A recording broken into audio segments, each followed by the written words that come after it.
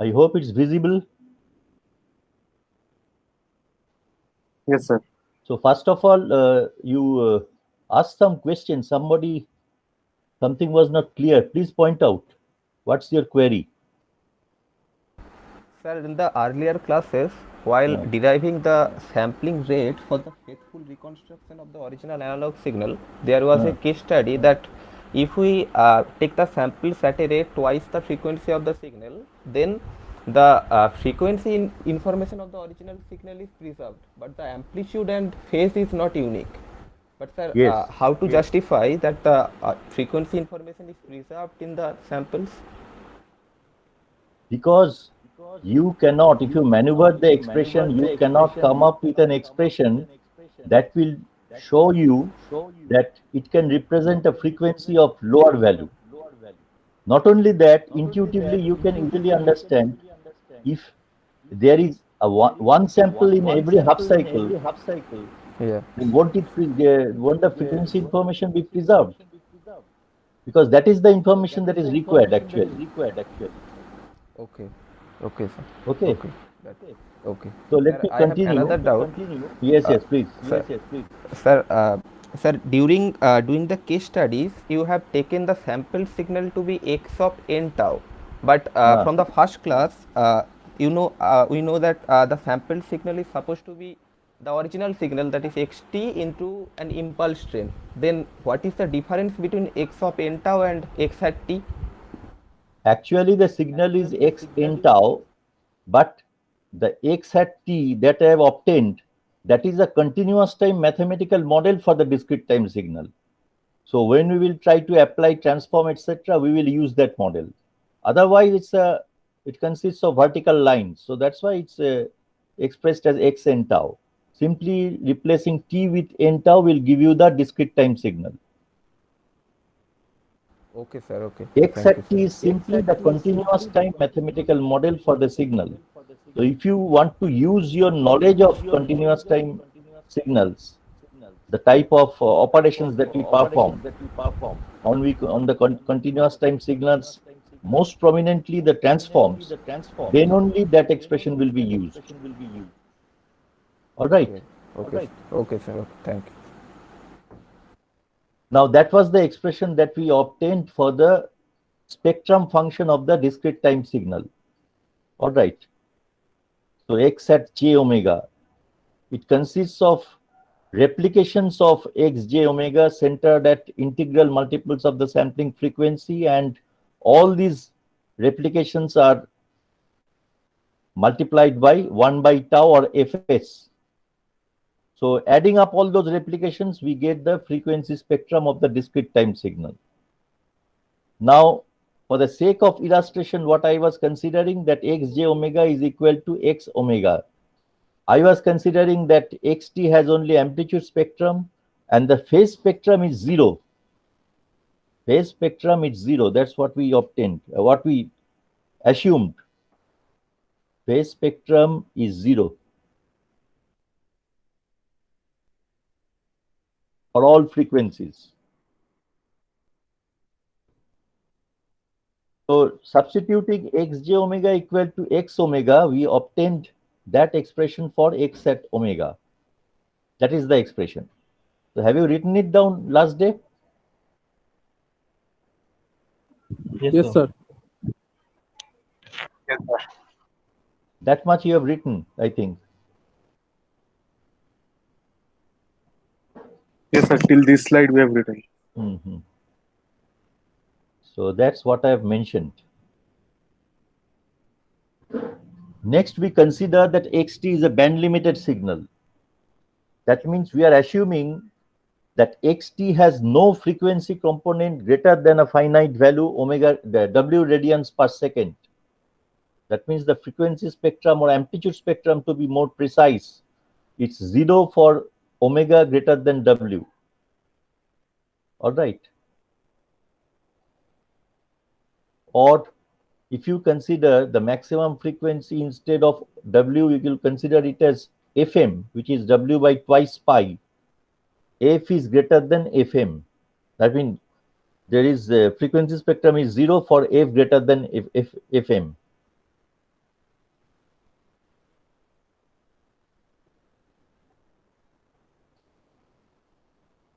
What I was trying to say is that if I now try to plot x hat omega as a function of omega, will there be a unique plot or will the plot depend on something else?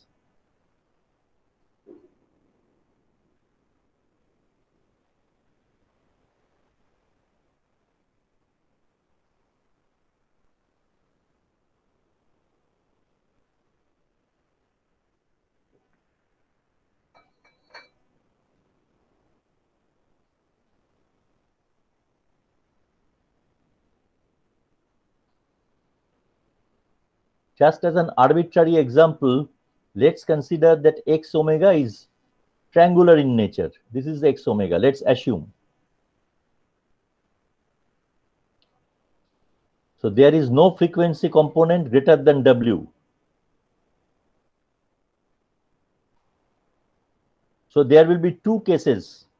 One is the sampling frequency omega s greater than twice W or fs greater than twice fm, and another is fs less than twice fm or omega is less than twice W.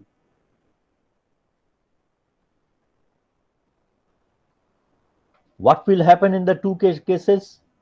For omega is greater than twice W, the replications, they will not overlap. So between adjacent replications, there will be a gap. If there is a gap, then you can easily get back the original analog signal unambiguously.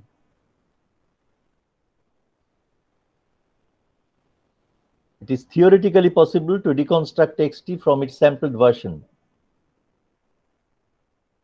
What type of processing is required to get back xt from its sampled version? Simply a low-pass filtering, ideal low-pass filtering. I'll come to that, I'll show it.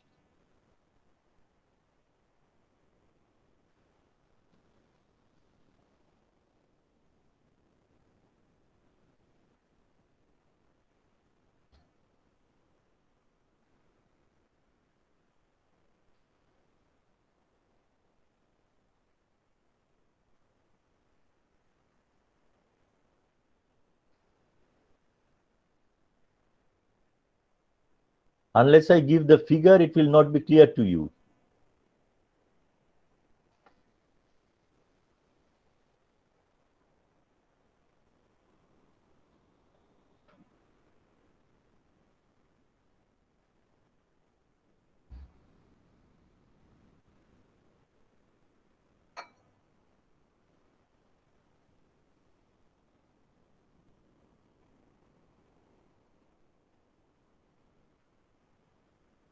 Have you written it?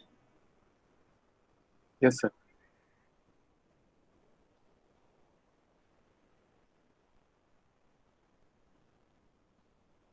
Just see here that these are the repetitions of the triangular function. All right. And each such replication is multiplied by fs. Remember that I have considered the analog signal analog signal amplitude spectrum as having a height of 1 at omega equal to 0. So therefore, the replications will have a height of fs at omega equal to 0, at omega equal to omega s, minus omega s, omega equal to twice omega s, minus twice omega s, etc.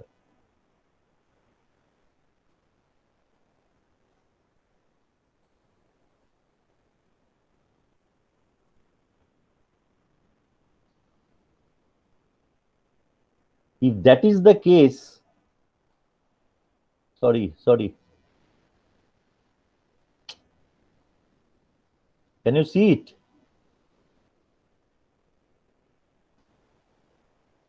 Yes, sir.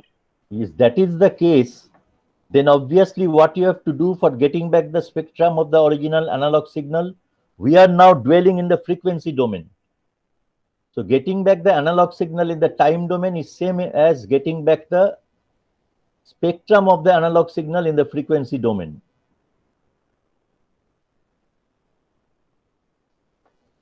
How do you do that? x at omega, if you pass it through a low pass filter having the type of characteristic shown in this figure, shown in red in this figure.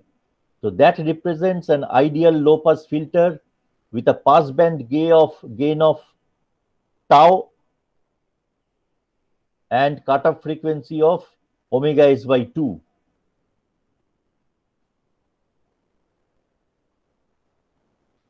Input to this filter is the signal x at omega, which is the sum of all these replications.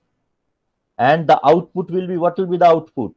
Simply the product of this red one with the black one.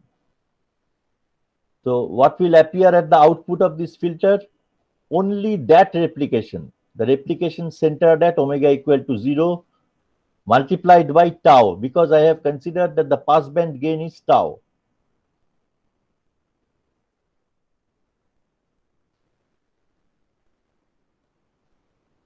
See, the passband gain, I have considered it as tau.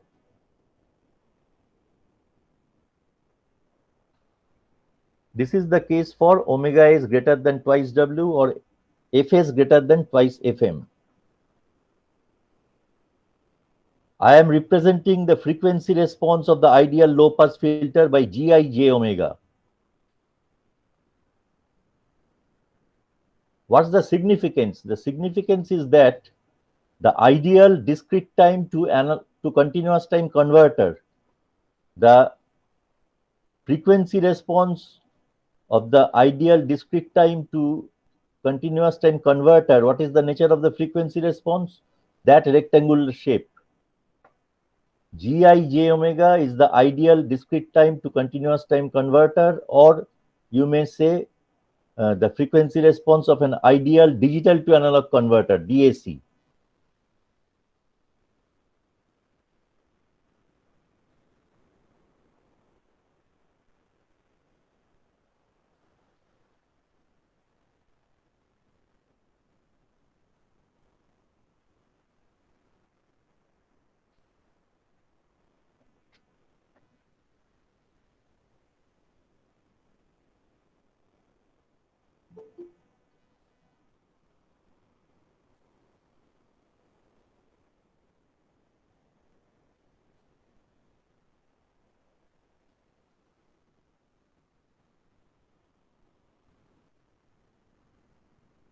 Have you drawn it? Yes, sir. So that is the situation. Gi j omega, it has as input x at omega. I have written in the frequency domain. So actually in the time domain, the input is x at t and the output will be simply xt under such a condition. Omega is greater than twice W.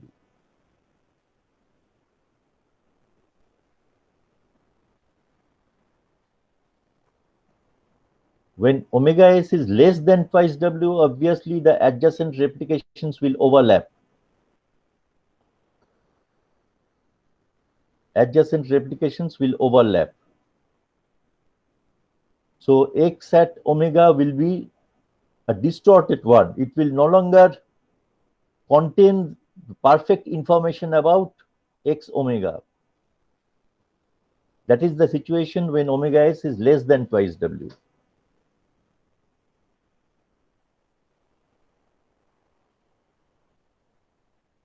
That figure has been drawn.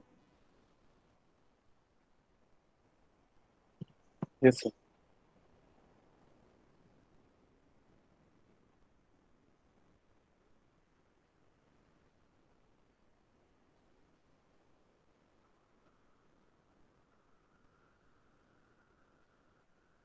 This is the case for omega s greater than twice W. Less than twice W. Just see that the adjacent replications, they overlap. So what I have drawn in black are the replications, all the replications.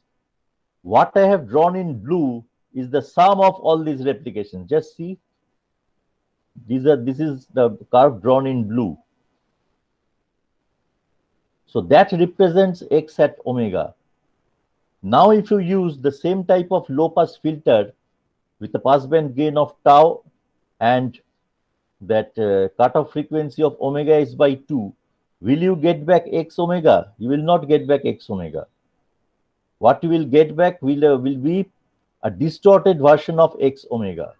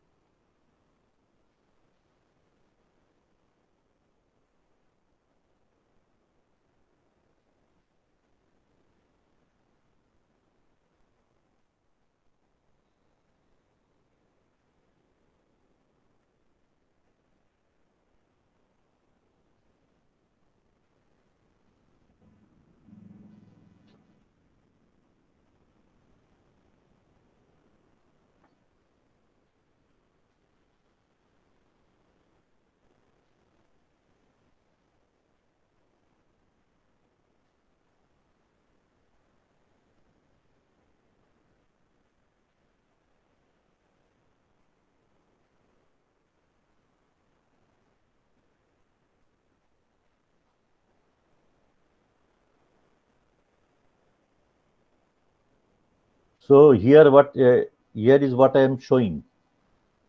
This is the ideal discrete time to continuous time converter.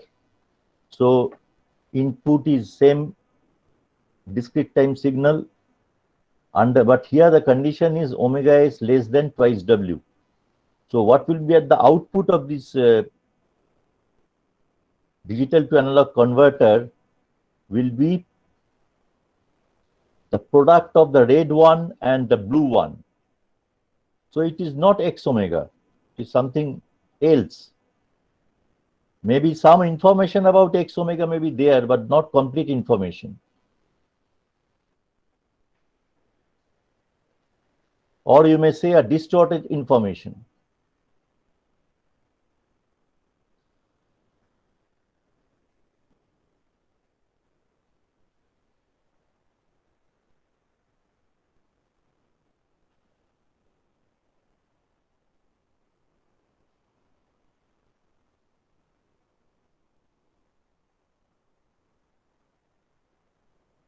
Have you drawn this diagram?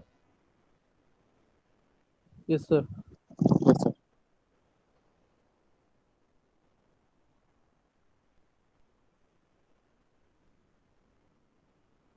What will be the nature of XR omega for the given x omega? That is the nature of XR omega that you will get. Just see here, it's not x omega. Here there is distortion.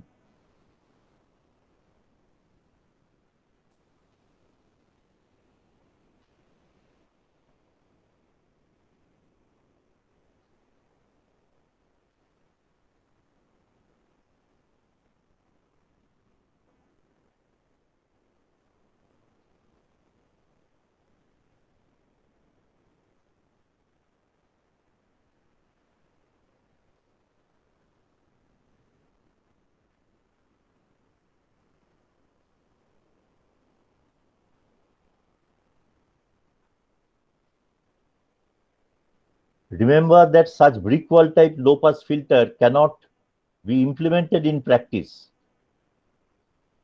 So that is an idealized concept, but it's sufficient for our understanding.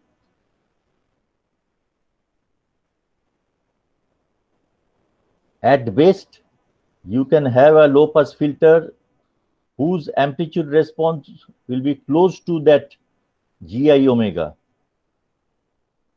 But the gain cannot fall to zero abruptly. You know the reason. If you try to designs, I mean, for that given frequency response, what will be the nature of the impulse response? It will be a sinc function. So sinc function is a non-causal signal. Therefore, the system that you are trying to design or fabricate or construct, that system will be a non-causal system, non-realizable system, so far as analog systems are concerned.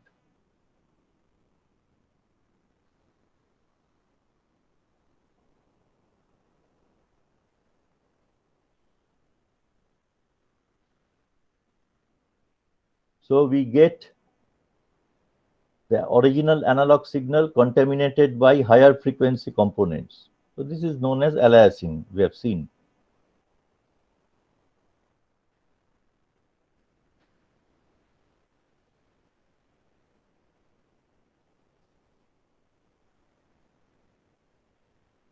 Contaminated by higher frequency components means the higher frequencies will get folded back into the lower frequencies.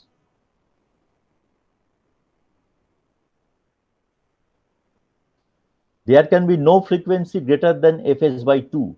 You must remember another thing, that in case of discrete time signal, because the spectrum goes on repeating infinite number of times in both directions of the omega axis, therefore, in case of discrete time signal, it is sufficient to have knowledge of the spectrum over minus fs by 2 to plus fs by 2. Or you may say minus omega s by 2 to plus omega s by 2. Therefore, the highest frequency of interest in case of discrete time signals, that is omega s by 2 or fs by 2. So that is the highest frequency of interest.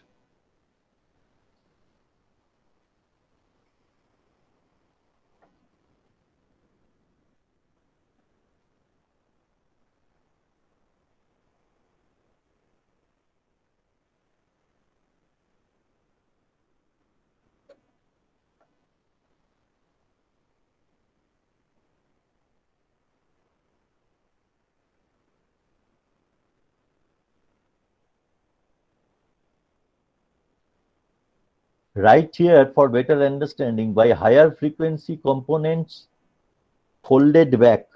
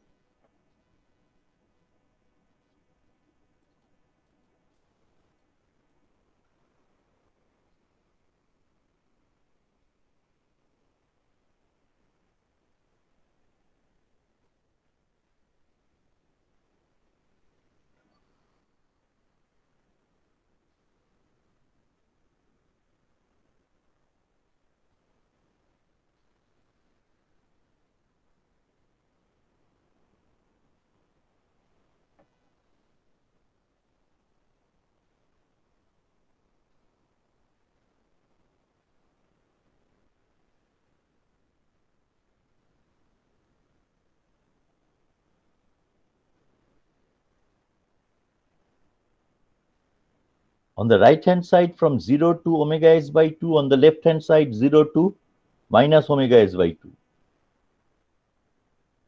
Because positive frequencies are of interest, that's why I have written 0 to omega s by 2. But when you are considering two-sided spectrum, it implies that 0 to omega s by 2 for positive frequencies and 0 to minus omega s by 2 for negative frequencies.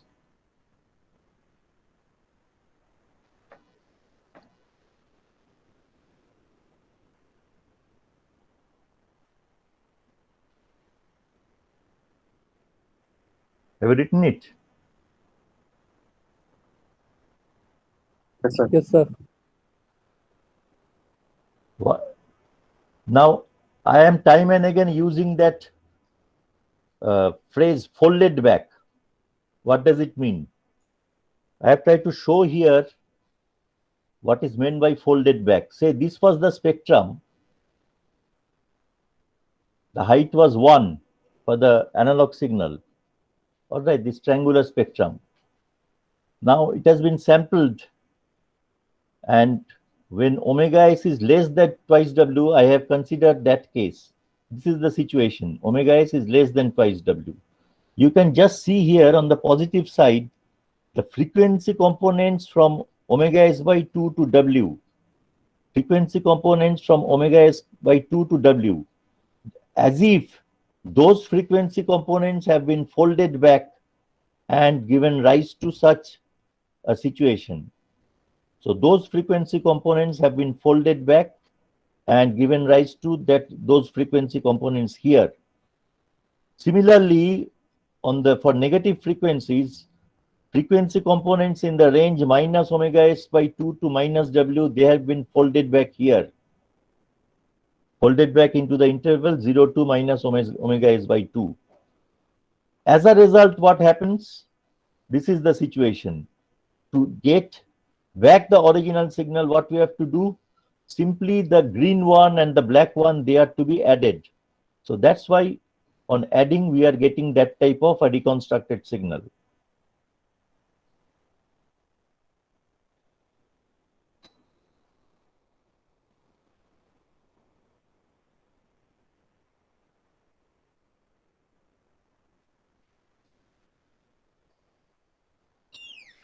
জল দিও তো, খাবার জল।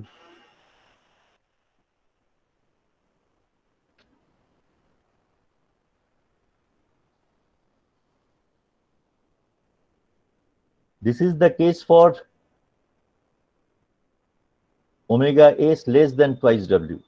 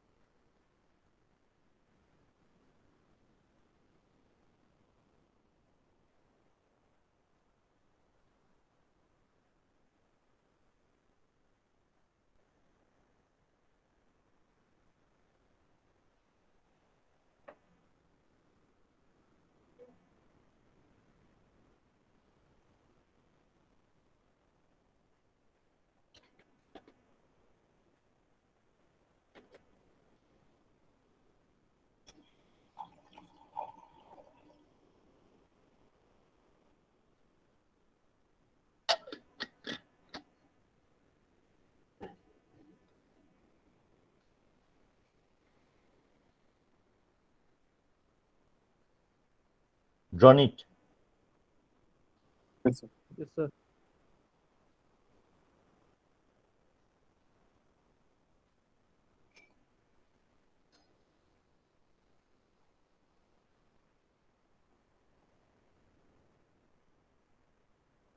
This is the spectrum that you get back, or you may say that this is the spectrum that is represented by x at t under the condition that omega s is less than twice w or fs is less than twice fm.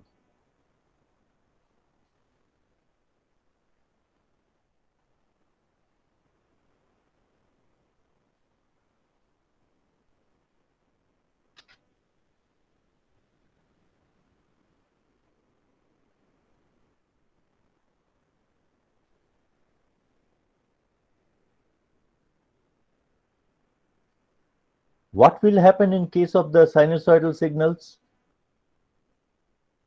You know that the spectrum of sinusoidal signal consists of impulse functions of omega or f.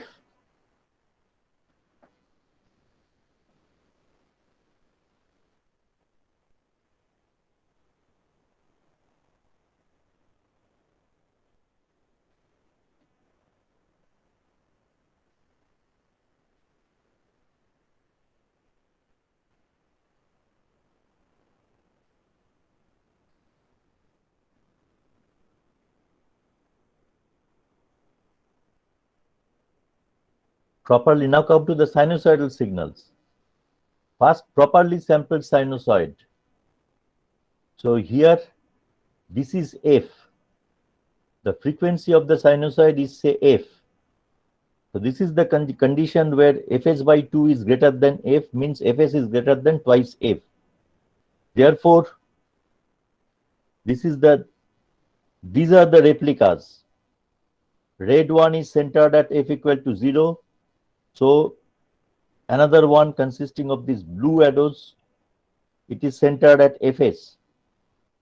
Again, there is the spectrum centered at twice Fs. On this side at minus Fs, minus twice Fs, minus 3 Fs, etc. It will extend on both sides. Now, if you carry out low pass filtering with a,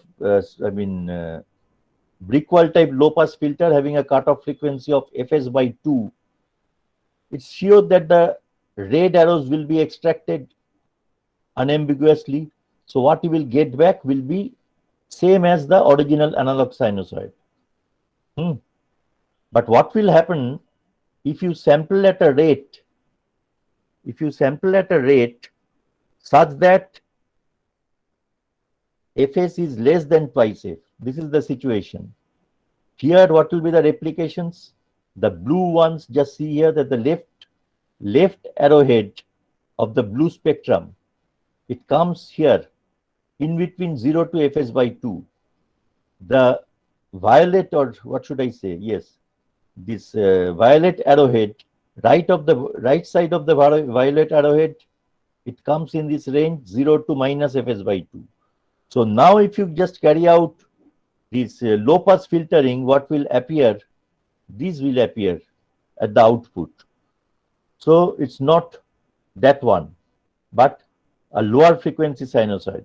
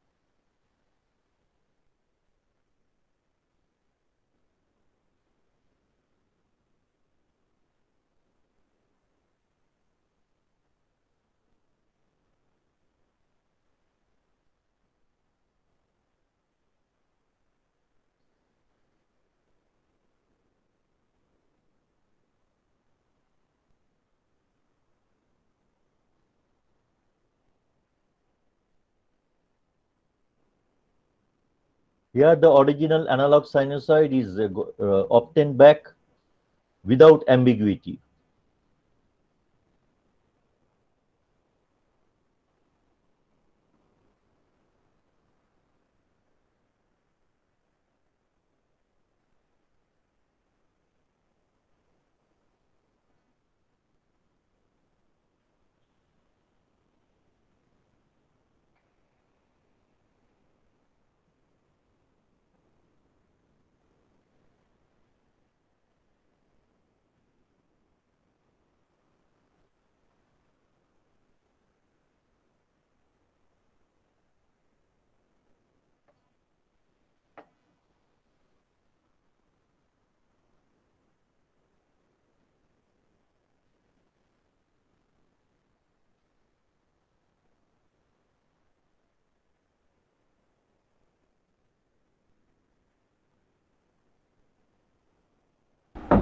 Sir, in this case, why are you keeping the cutoff frequency of the low pass filter Fs by 2? That is sufficient. What will you? That is the marginal case. That's why. Sir, it can be something less than Fs by 2 or greater than Fs by 2 also. It can have a range of cutoff frequency. That is true. But that is the marginal case. If it is greater than Fs by 2, it may happen that that blue arrow may come inside it. Yes, sir. All right. Okay. Yes, sir. Okay.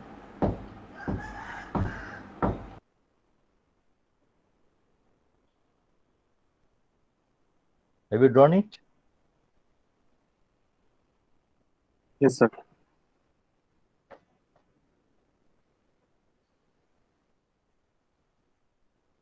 Undersampled sinusoid.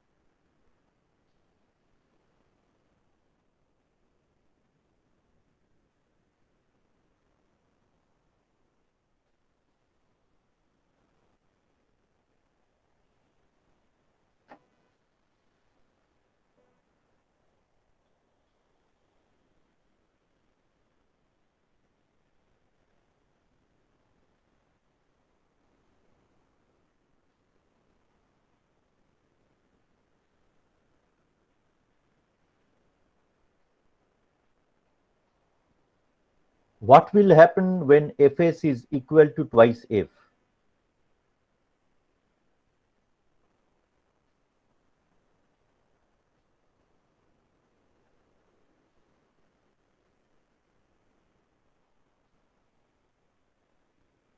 I have also illustrated that in the next figure.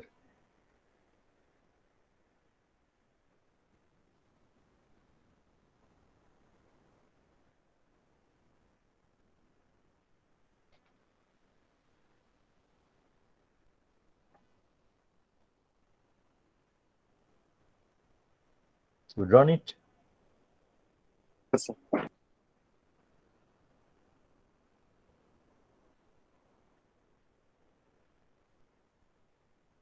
This is the situation when Fs is twice F. Just see that the adjacent impulses, all right, they overlap. Here there is overlapping, here there is overlapping, etc. Here also there is overlapping like that. So now if you use a low pass filter, you cannot distinguish between the blue and red impulses. There is ambiguity. The discrete time to another, continuous time converter doesn't know that sampling has been carried out at twice F. So how can that discrete time to analog converter distinguish between these two impulses? It's not possible. Essentially, the spectrum that I am considering here, all these cases, that is the spectrum for a cosinusoid. In case of a sinusoid, what will happen? What will be the nature of the spectrum? One arrow upward, another arrow downward. That will be the case for sinusoid. Therefore, you can easily understand that for Fs equal to twice F, if the adjacent things they got overlapped, what will happen? The two impulses will cancel out. All right. If you have not followed what I have said, I'll give a figure in the next class.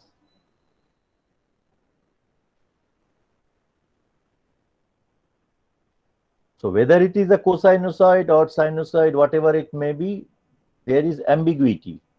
And the DAC cannot get back the original sinusoidal signal.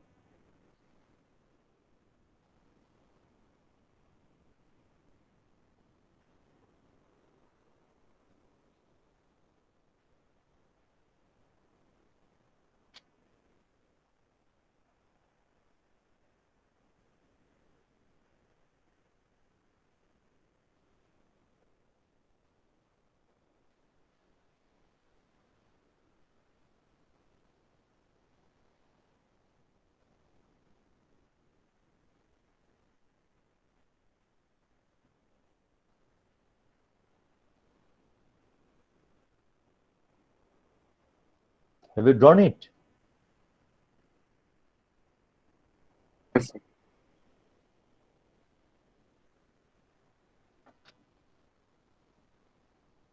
Based on all these observations, we land up with what is known as sampling theorem. Because the sine waves, they serve as the basic building blocks for all types of signals, and I have shown in general for any signal what is the situation. So how to decide the sampling frequency? That is given by sampling theorem. This is called Shannon's sampling theorem, Shannon,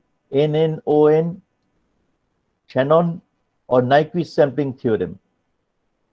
If a band-limited continuous time signal xt containing no frequency component greater than fm is sampled at a frequency fs, then xt can be uniquely reconstructed from its sampled version x at t if fs is greater than twice fm. That frequency fs equal to twice fm is known as Nyquist rate. All right, it is called Nyquist rate. So this is the sampling theorem. So what, if you notice this sampling theorem, the first thing that you should note is that to decide the sampling frequency, first of all, the continuous time signal has to be a band limited signal. Otherwise, you cannot decide the sampling frequency. But band limited signals don't exist. Purely band limited signals, they don't exist in nature. So what to do?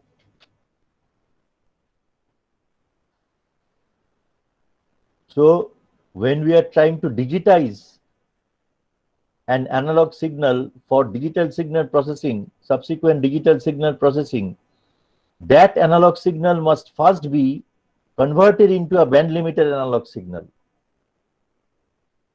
How to do that? How to convert a non-band limited analog signal into a band limited analog signal? Simply by low pass filtering, analog low pass filtering. And that type of filter is called anti-alias filter.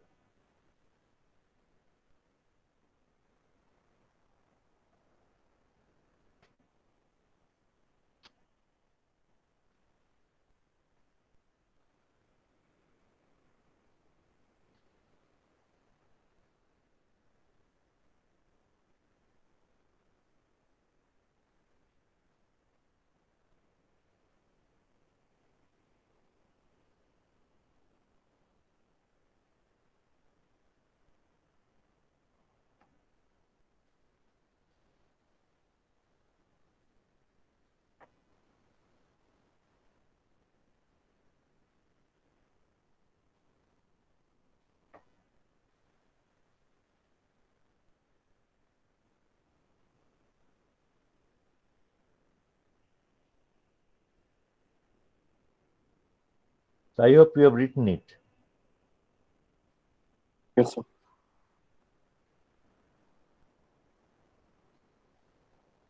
So next we point out what is meant by anti-alias filter.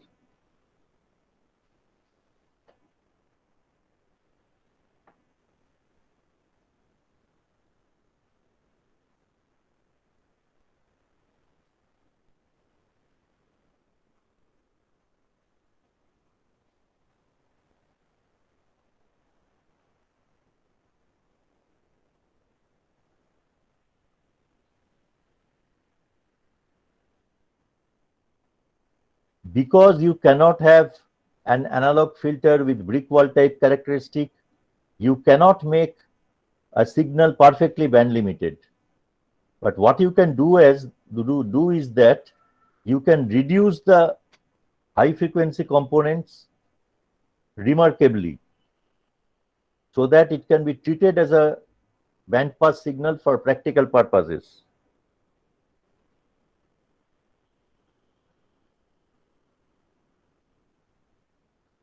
So once you filter it using an anti-alias filter with cutoff frequency Fc, Now you can decide the sampling rate, Fs greater than twice Fc.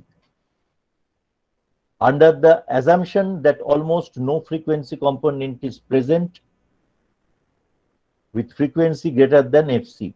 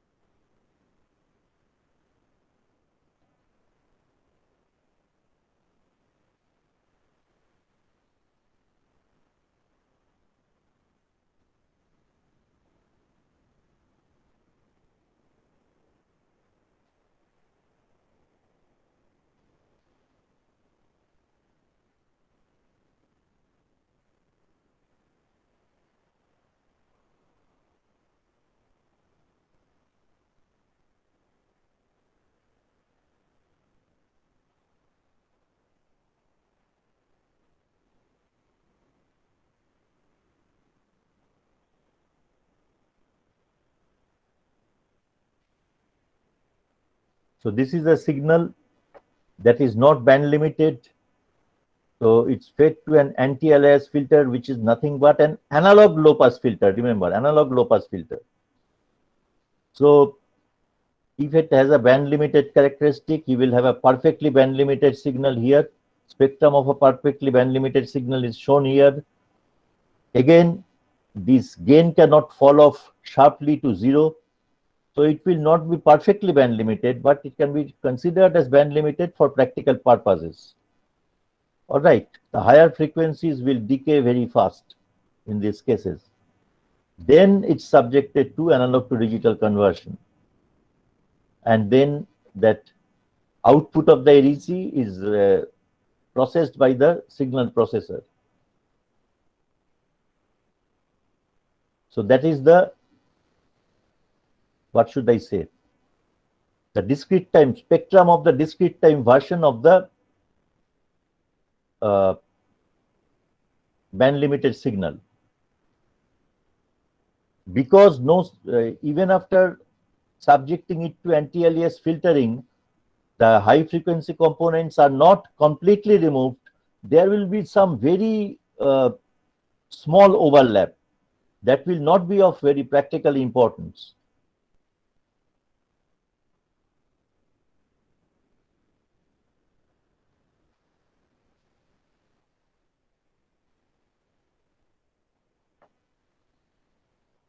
What will be the cutoff frequency of the anti-alias filter? That will depend on the type of signal that we are processing. So depending on the type of signal, first of all, you should have some idea about the bandwidth of that signal. What is the highest frequency component of importance? What is the highest frequency component of importance? If a signal is rich in high frequency components, it's not necessarily true that all the high frequency components will be of importance. As for example, in the case of speech signal, you have frequency components as high as 20 kilohertz. But it is found that useful information in the speech signal is contained up to a frequency of 4 kilohertz. All right. Therefore, when you want to process a speech signal digitally, what is done? First of all, that speech signal has to be converted into an analog electrical signal. That is done. Then you use an anti-alias filter with cutoff frequency, because the highest frequency of interest is 4 kilohertz. You select, say, 5 kilohertz as the cutoff frequency, as for example, just an arbitrary example. So once that is done, then you digitize the signal and do further processing. So what will be the cutoff frequency of the anti-alias filter? That will depend on the type of signal that you are processing.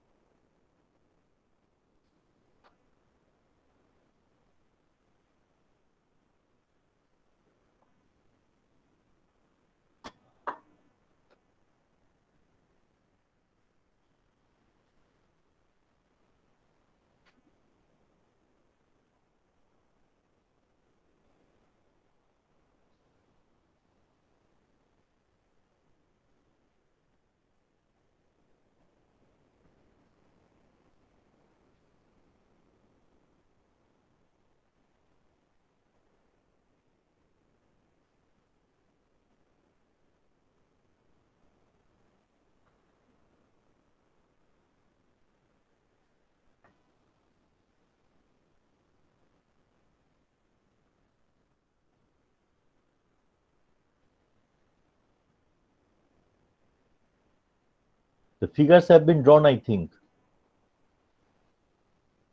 Yes, sir.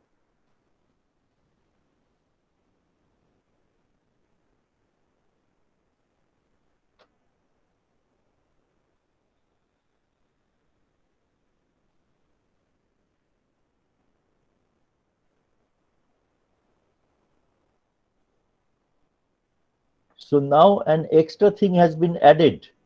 We started with a very simplified block diagram representation of the digital signal processing system. Now an extra block has been added to that system, the anti-alias filter prior to the ADC. All right. So I told you that in the course of our discussion, we will feel the necessity of adding more blocks. So one such block has been added.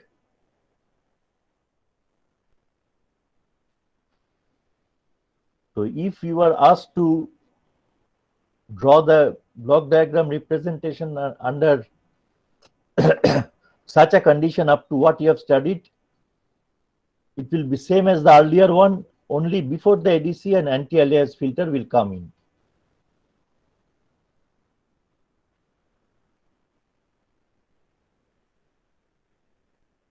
So that was about sampling frequency, alias, etc.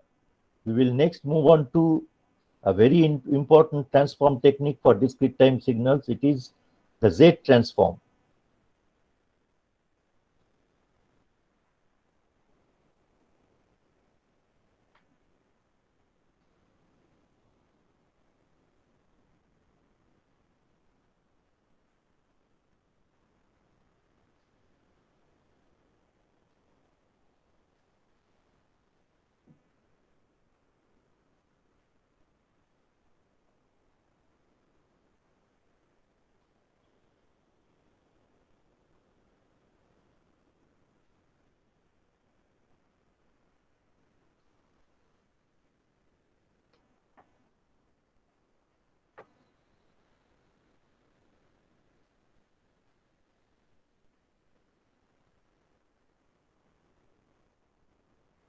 হয়েছে? Yes, sir. So now the Z transform. We have an analog signal or continuous time signal xt. It's sampled at a rate fs equal to 1 by tau. The sampled version of xt is x at t, given by that impulse sampled expression.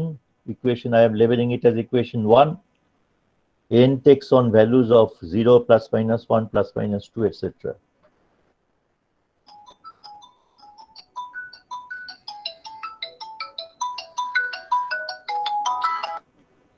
ওনাদের আমি class নিচ্ছি একটু, হ্যাঁ, ঠিক আছে।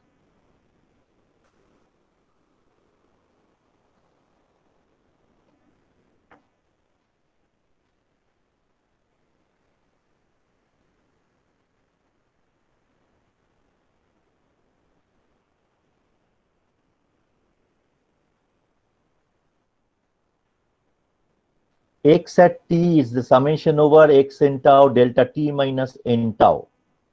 Now, once the sampling period or sampling frequency is fixed to the processor, x n tau is nothing but a sequence of numbers. That's why instead of x n tau, we may write xn, a sequence of numbers, a time series, you may say.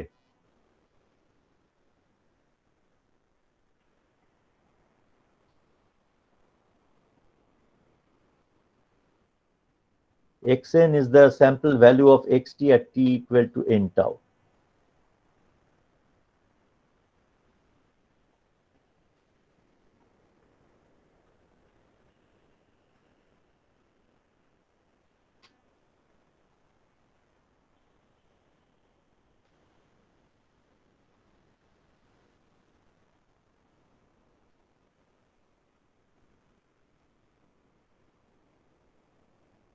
Now we are taking the Laplace transform of both sides of 1a.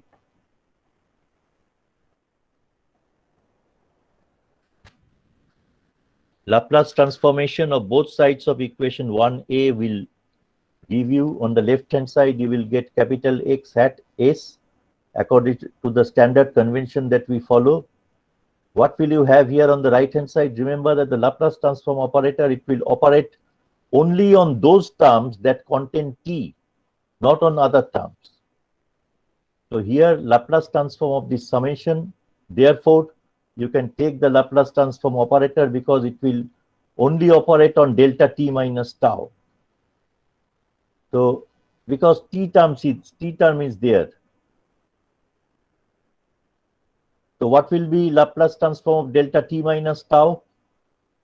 E to the power minus Sn tau, isn't it? Yes, sir.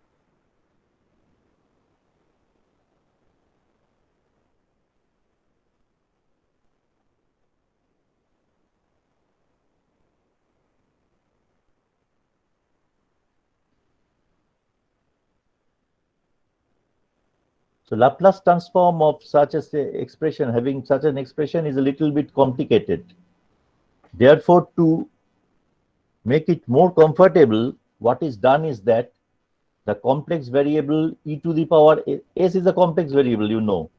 So e to the power s tau, e to the power s tau, it's represented by a symbol z. If you replace e to the power s tau with z, what will happen to this Laplace transform? X at s, which is called discrete Laplace transform or starred Laplace transform.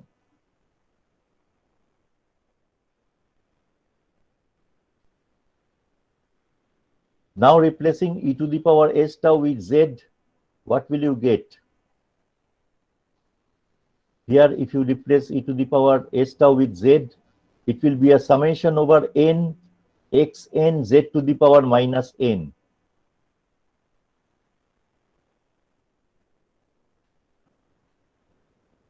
Because on the right hand side, you have replaced e to the power s tau with z. Left hand side, it can be x at s, but it's not proper to keep it as x at s. So that is replaced by xz because now it's a function of z. Z is a complex variable.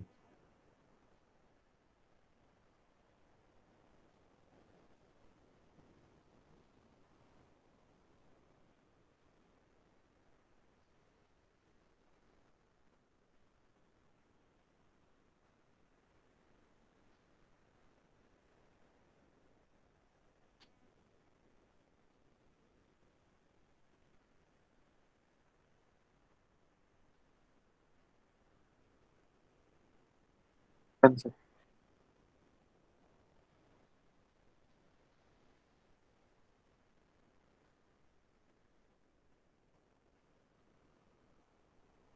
Now xz is called the z transform of the sequence xn or the z transform of the discrete time signal, uniformly sampled signal.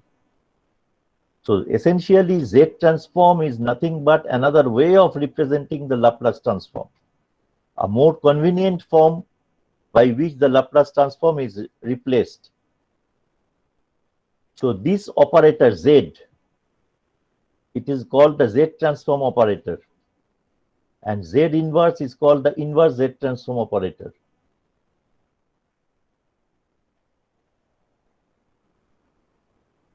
Now the z transform represented by equation 5, we call it the bilateral z transform because it's a series in both positive and negative powers of z to the power minus 1. If the sequence xn is causal, that means if xn is 0 for, if xn is identically 0 for n less than 0, then what will happen? This summation will extend from n equal to 0 to plus infinity.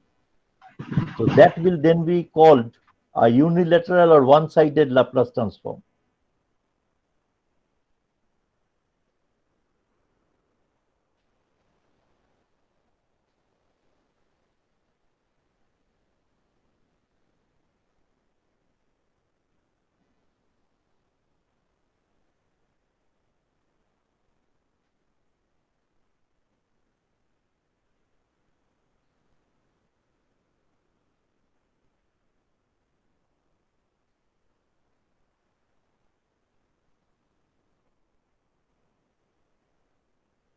Sir, we will call it bilateral Laplace transform or bilateral Z transform. Oh, sorry.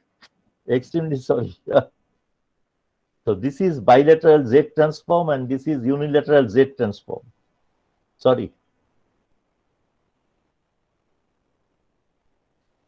This is bilateral this Z uni- transform and Z transform. Okay.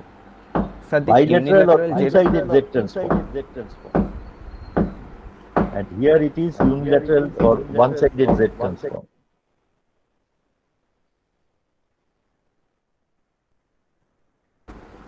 Sir, can this unilateral Z transform be applied to non-causal sequence, or it is applicable to causal sequence only? I will call it when the sequence is causal.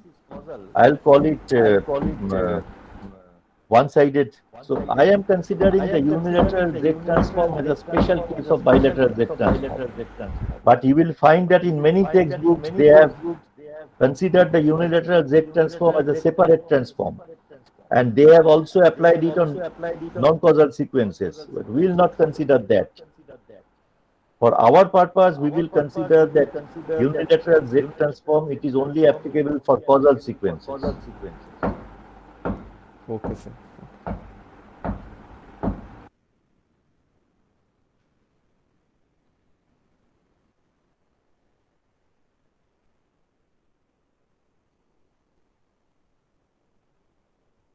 Why am I calling it a series in both positive and negative powers of Z to the power minus 1? It could have been a series in a more proper expression, apparently, would have been to call it a series in both positive and negative powers of Z. Why am I not using that expression, but considering it as a series in both positive and negative powers of Z to the power minus 1? Because this term Z to the power minus 1 is of special significance in case of Z transform. As we proceed, we'll find that.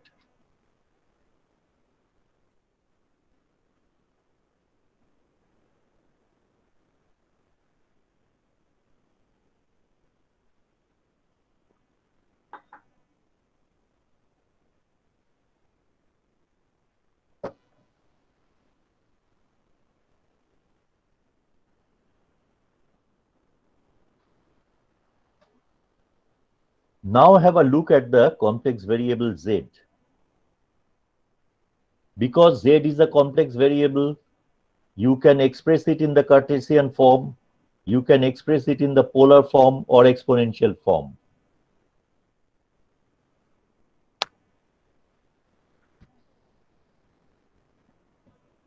Z is e to the power s tau. If you are interested in an exact expression for Z in terms of s, it's e to the power s tau. But considering e to the power s tau is in many cases, it will be difficult to carry out analysis based on that assumption. So what can be done there? Furthermore, in case of S being a complex variable, you had that Argand diagram, which we called as S plane, sigma and j omega. These are the two axes. Similarly, you will have the Z plane. There will be a real axis and an imaginary axis. So now a brief look at the complex variable Z. We will consider later a detailed look at complex variable Z, but just here some preliminaries. Z is e to the power s tau, so s will be 1 by tau times natural logarithm of Z. If you expand natural logarithm of Z into an infinite series, what will happen? What will be the nature of the infinite series?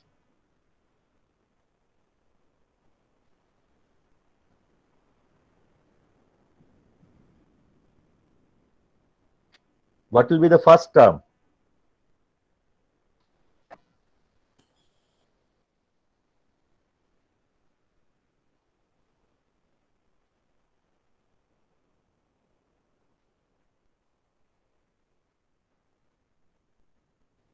This is the infinite series. Now, if I decide to truncate the series after the first term, Here I am not pointing out what is the logic behind such truncation, but say arbitrarily we decide to truncate the series after the first term.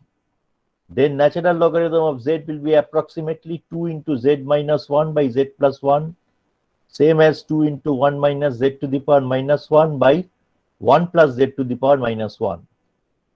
So just replacing natural logarithm of z here by that approximate expression, what do you get? You get s as 2 by tau 1 minus z to the power minus 1 by 1 plus z to the power minus 1. So this is an approximate relation between s and z.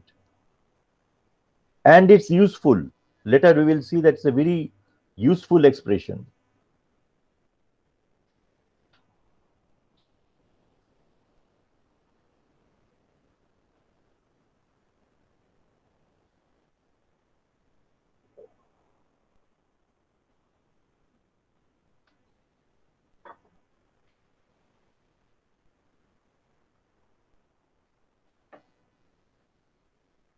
The exact logic between, for such truncation, it will be clear to you when we study trapezoidal integration.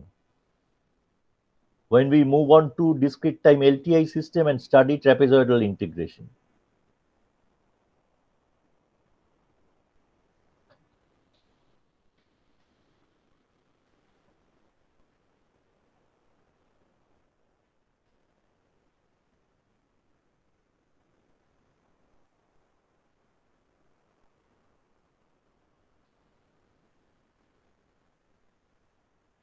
That relation is called bilinear transformation or Tustin transformation. Tustin is the name of a person after whose name it has been named as Tustin transformation. Why it is called bilinear transformation? If you observe, S is 2 by tau. I have written here 1 minus z to the power minus 1 by 1 plus z to the power minus 1. I could have also written it as 2 by tau z minus 1 by z plus 1, isn't it? So in that expression, both the numerator and denominator, they are linearly related to z. If you use 2 by tau z minus 1 by z plus 1, both the numerator and denominator, they are linearly related to z. That's why it's called bilinear transformation relation.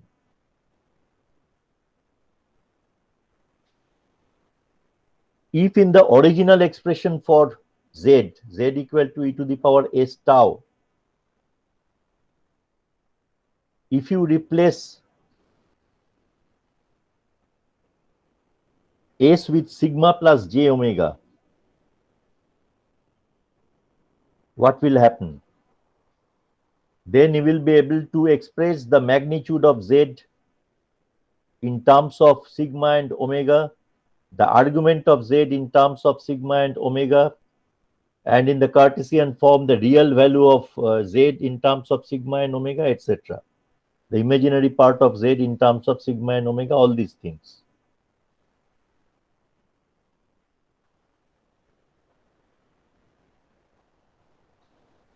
So this is z.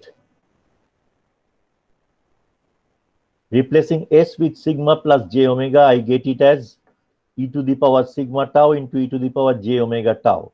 So this is the exponential form of representation. What is the magnitude of z? Magnitude of z is e to the power sigma tau. And what is the argument of z? It's omega tau. So if you express it in the polar Cartesian form, the real part of z will be e to the power sigma tau cosine omega tau, and the imaginary part of z will be e to the power sigma tau sine omega tau. We represent it as u plus jv. In case of s, it was sigma plus j omega. Here, in case of z, it's u plus jv. So u is e to the power sigma tau cosine omega tau. V is e to the power sigma tau sine omega tau.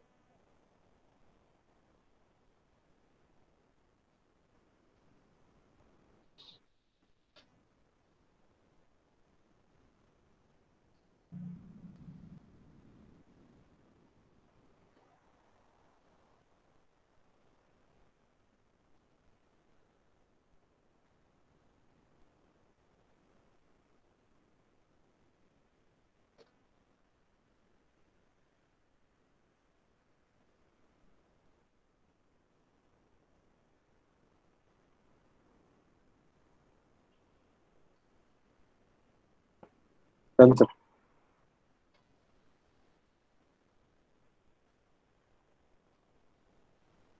So in the Z plane, this is the Z plane, real axis is U axis, imaginary axis is JV axis. Say if you have a certain value of Z here, then this length, if you join that point to the origin, the length of this straight line, it will give you e to the power sigma tau. The angle that this straight line makes with u, that is omega tau. So if you make omega large, or for a given omega, if you make tau large, what will happen? The argument will be larger. The argument will be larger, isn't it? Now just consider three cases. When sigma is less than 0, magnitude of Z is less than 1. When sigma is equal to 0, magnitude of 0 is equal to 1. When sigma is greater than 0, magnitude of Z is greater than 1. What does it imply? It implies that if you have a circle centered at origin in the Z plane, if you have a circle centered at origin in the Z plane whose radius is 1 unit, then if you consider the case sigma equal to 0 corresponds to magnitude of Z equal to 1. It means that the j omega axis in the S plane, sigma equal to 0 means the j omega axis in the S plane. So that will correspond to the circumference of the unit circle centered at origin in the Z plane. Sigma less than 0 corresponds to the left half of the S plane. So the left half of the S plane will map onto the interior of a unit circle centered at origin in the Z plane. Similarly, this is right hand side of the S plane. That will correspond to the exterior of the unit circle centered at origin in the Z plane.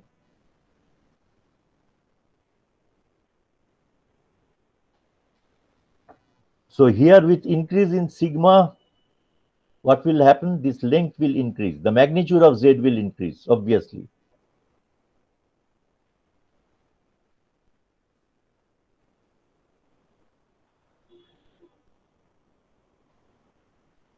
Now come to Z transforms of some elementary sequences.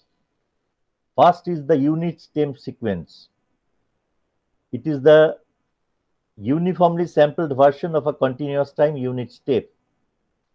So how will you define that? Un is 1 for n greater than or equal to 0, and un is 0 for n less than 0. So what will be the Z transform?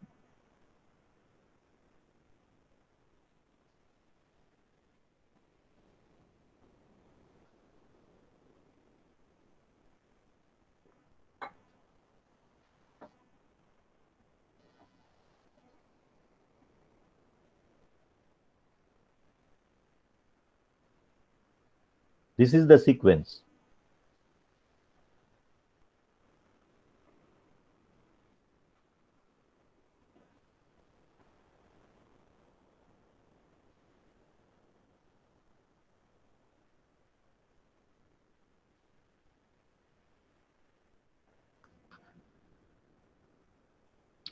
What will be the Z transform here?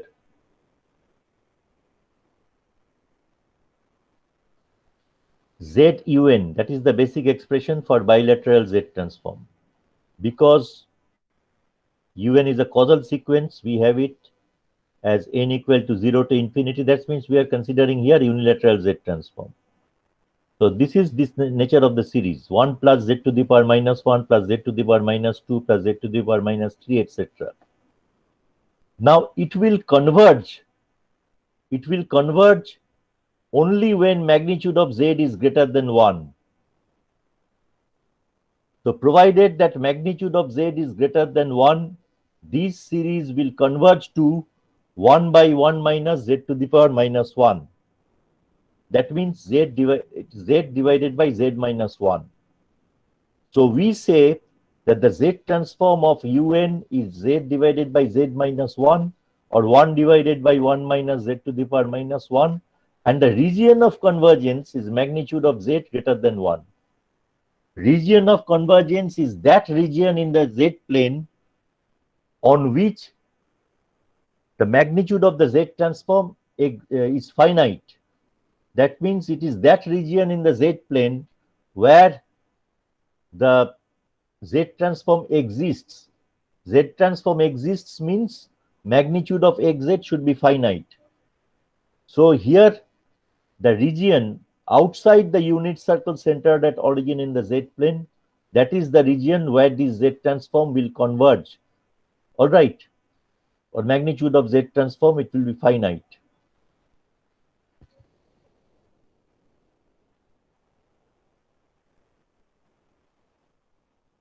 Mentioning the region of convergence is a very important part.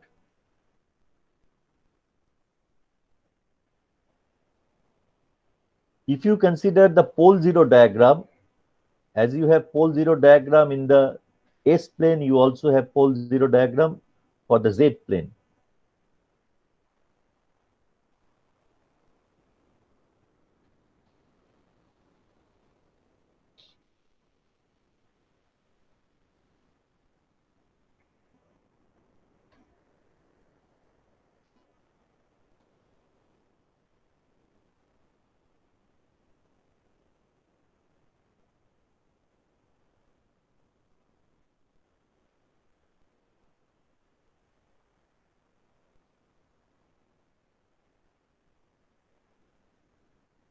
In case of the continuous time unit step, the Laplace transform was 1 by S.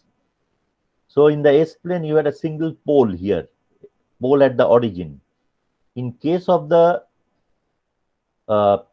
sampled version of the unit step, in the Z plane, you have this real axis and imaginary axis. So there is a 0 at Z equal to 0 and a pole at Z equal to 1. So this is the 0 at the origin, and this is located at a distance of 1 from the origin. This is distance 1.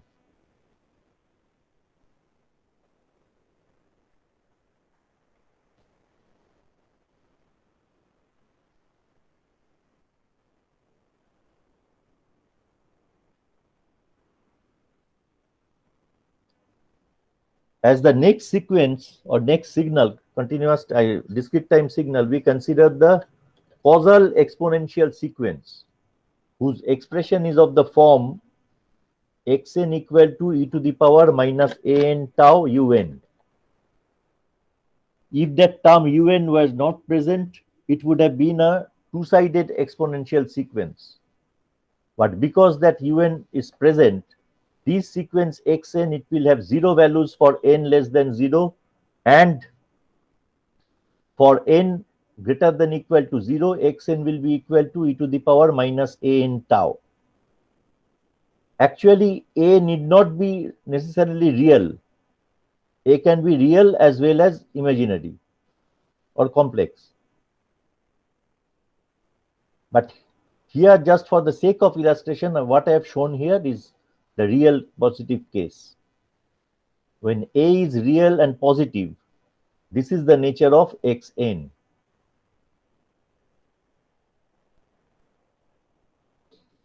What would have happened when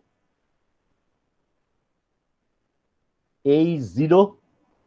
A equal to 0 means this sequence will become the unit step sequence. And A less than 0, what does that mean? Real and less than 0. The exponential sequence will grow with time. All right, it will grow with time. So these are the three cases for real A.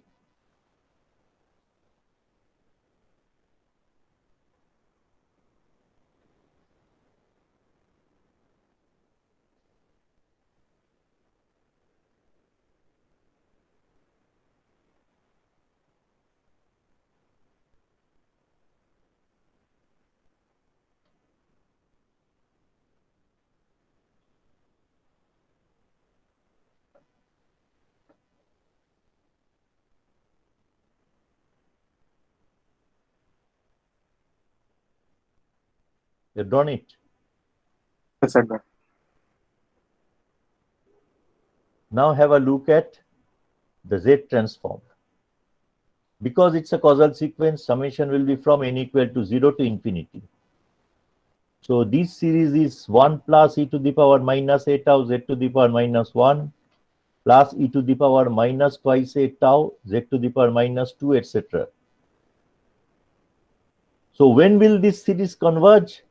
When magnitude of z is greater than magnitude of e to the power minus a tau. Under that condition, the series will converge to 1 by 1 minus e to the power minus a tau z to the power minus 1, or you can also write it as z divided by z minus e to the power minus a tau. Now if a is real, then the Z transform will have a 0 at the origin, and what will be the location of the pole? Z equal to e to the power minus a tau. If a is real, this will be the locations of the pole and 0.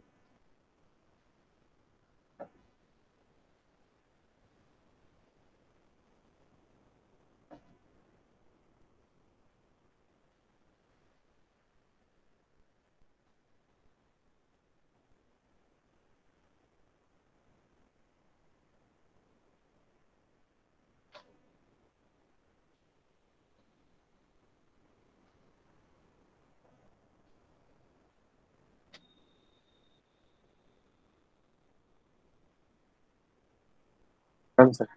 The sequence can also be expressed as this sequence. It can also be expressed as e to the power minus an, e to the power minus an un.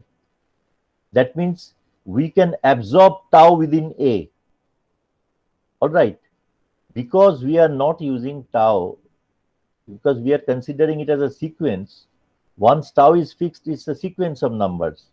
So why not absorb tau within a? What is a? The reciprocal, if a is real, the reciprocal of a is the time constant. Remember, the reciprocal of a is time constant. So alternatively, xn could have also been represented as e to the power minus an un. Now tau has been absorbed within a. So what is 1 by a? There it was the time constant. Unit of 1 by a was unit of time. But here, in this case, 1 by a will be the time constant in terms of number of samples. 1 by a will not have the unit of time because tau has been absorbed inside a. Under that condition, xz, you can easily understand it's 1 by 1 minus e to the power minus a z to the power minus 1, and this is the ROC. Tau has been absorbed within a.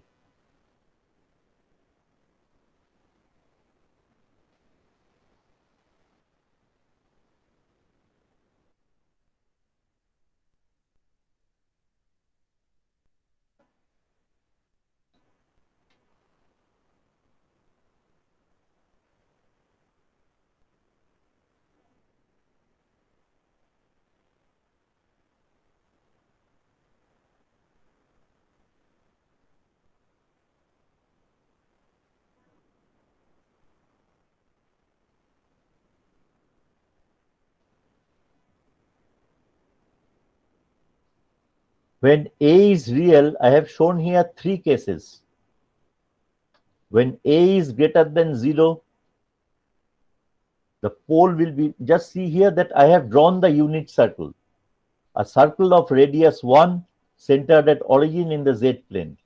So that unit circle is shown by this dotted line. For this particular case, when a is 0, just see that this pole is located at a distance of 1 from the origin and on the real axis. When a is real, all these poles will be on the real axis. For a greater than 0, it is inside the unit circle. For a less than 0, it is outside the unit circle. That means from here we can intuitively conclude that if for a causal sequence, you you find that there is one pole located at z equal to 1. As for example here, z equal to 1. There is one pole located at z equal to 1. Corresponding to that, the sequence will have a steady component, step component, unit step component. All right. If for any causal sequence, there is a pole on the real axis inside the unit circle, what does it mean? It implies that the sequence, causal sequence, it has an exponentially decaying nature, a component that is exponentially decaying. May not be the entire sequence, but there will be a component in the sequence that is exponentially decaying with time. If the causal sequence has a pole on the real axis but outside the unit circle, it will imply that the sequence will have a component that is growing with time exponentially. Do you understand? Yes, sir.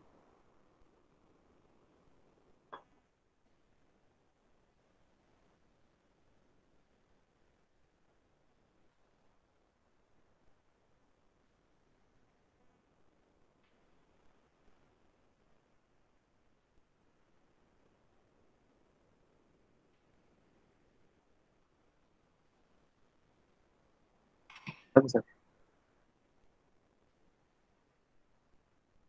I will end with this unit discrete impulse sequence or Kronecker delta sequence or unit sample sequence. This is the definition. It is also called, yes, I have written here, unit sample sequence. Delta n is 1 for n equal to 0 and delta n is 0 for n not equal to 0. So the definition is distinctly different. The definition is distinctly different from the continuous time unit impulse or Dirac delta sequence.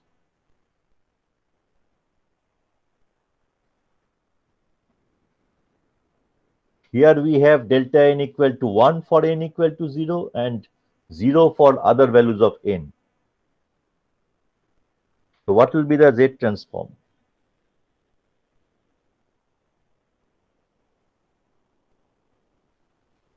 Delta n z to the power minus n, summation of that over n equal to minus infinity to plus infinity. In this summation, only for n equal to 1, delta n has a value of unity. For all other values of n, the value is 0. So in this summation, we will have only the term for n equal to 0. So that will be delta 0 z to the power minus 0. That means delta 0 because it's 1, z to the power 0, it's 1. So as in the case of in a unit impulse sequence for a continuous time case, the Laplace transform, it was 1. The Fourier transform was 1. Here also for the discrete time impulse, unit impulse, it's 1.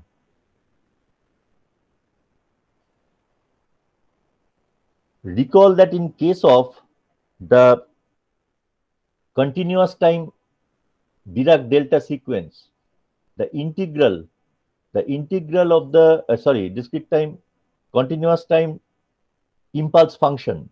What was the integral of the impulse function? The area under the impulse function, it was 1. All right. Similarly here, if you take the summation of delta n for n equal to minus 1 to plus 1, you must appreciate that the discrete time equivalent of integration is summation.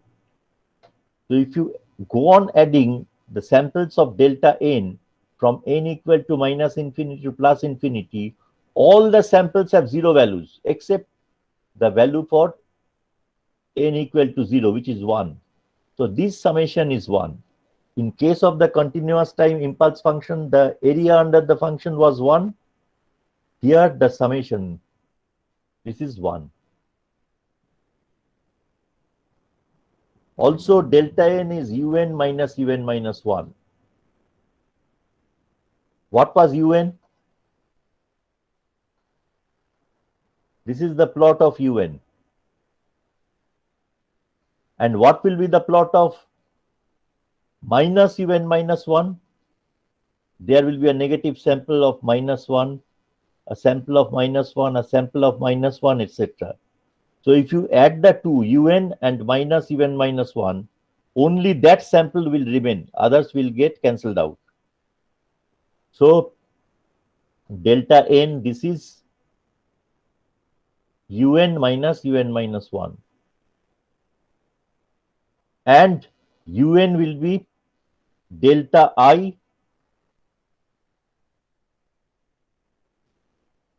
summated over I equal to minus infinity to n.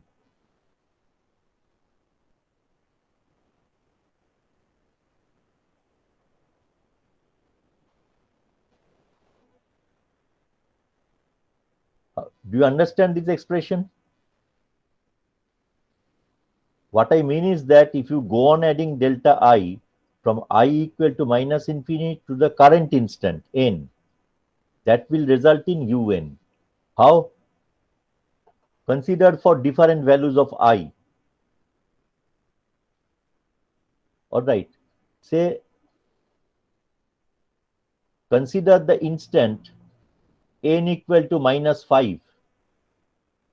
So according to this expression, what is claimed is un will be the summation of delta I from I equal to minus infinity up to I equal to minus 5.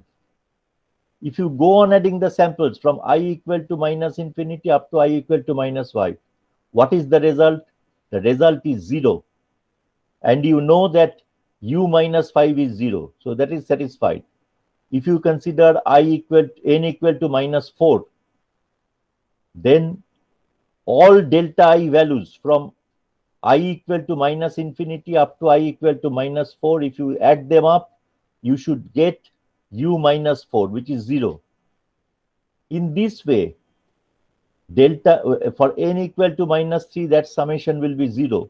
For n equal to minus 2, that summation will be 0. For n equal to minus 1, that summation will be 0. Only for n equal to 0 onward, that summation will be 1 for all values of n. All right. For n equal to 0, what will happen? If you go on adding the samples from I equal to minus infinity up to I equal to 0, you will get a value of 1. If you consider n equal to 1, if you go on adding all the samples for I equal to minus infinity up to I equal to 1, it will have a value of 1, like that. So henceforth, for values of n greater than equal to 0, if you go on adding delta I, the value of un will come out as 1, which is in agreement with the expression for un. All right, let's stop here today. Any question?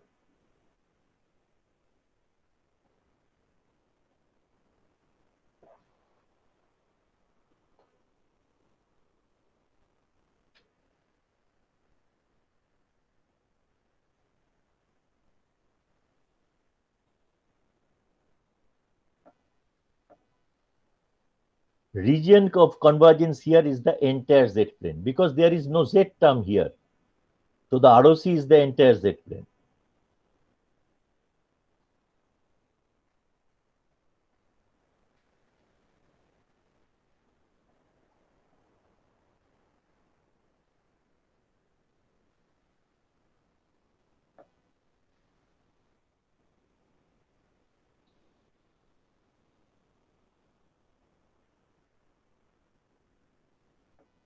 So I have stopped here. So Yes. have you written it? Yes, sir. Yes, sir. So when do we meet next?